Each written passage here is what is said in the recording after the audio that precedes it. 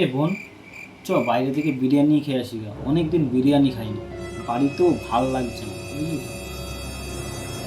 বিরিয়ানি? আরে না, বিষ খাওয়ারই টাকা নেই, বিরিয়ানি খেতে হবে? ছাড় তো। কি, 20,000 টাকা নেই? যা তো, জ্বালাস না বেশি, এখান থেকে যা। চলে যাব, ঠিক আছে তাহলে। A few moments later. এই দেখ, এদিকে আয়, এদিকে আয়।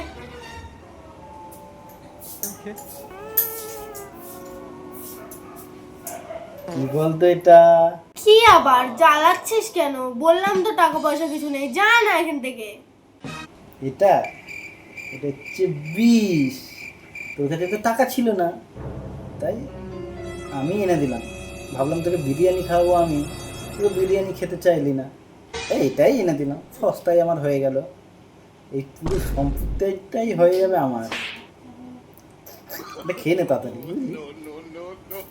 এই রে, বিষ খাওয়ার কথাটা কেন যে বলতে গেলাম, খেয়েছি, খেয়ে গেলাম ধুর।